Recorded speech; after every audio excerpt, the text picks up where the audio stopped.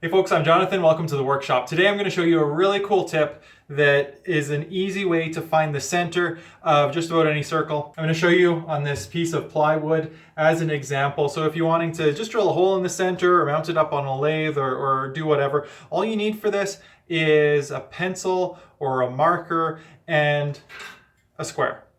Let's get to it. All right, so this is ridiculously simple. Basically, all you got to do is we're going to start off by tracing a chord on this circle.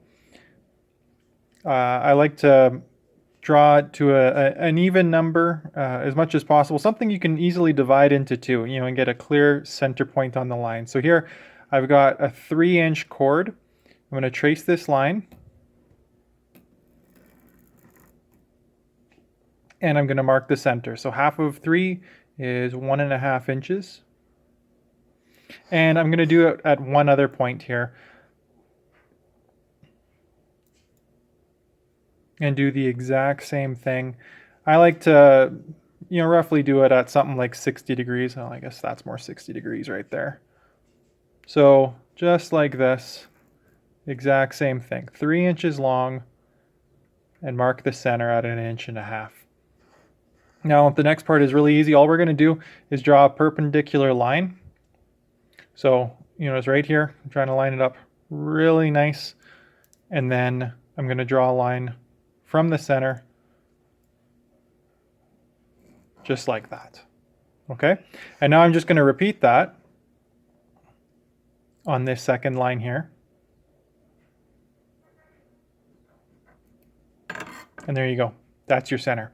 If you want to double check it, just for sanity's sake, and this is kind of why I like to do it at about 60 degrees. It gives you a chance to draw one more line nice and clean.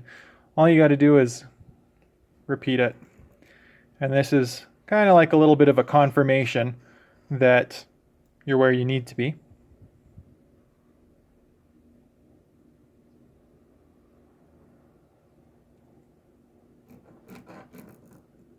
And it can also be a good way of just kind of tightening up a little bit of the air.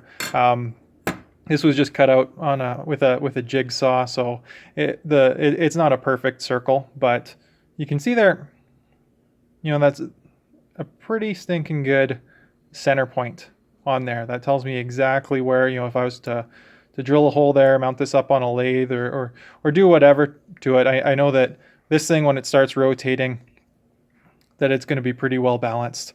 So yeah, that's basically it. It's a super simple way of doing it. I do this all the time for steel and wood projects, and you don't need any fancy tools. It's literally that simple. Anyway, that's the tip. If you guys enjoyed it, give me a thumbs up. I'll see you next time.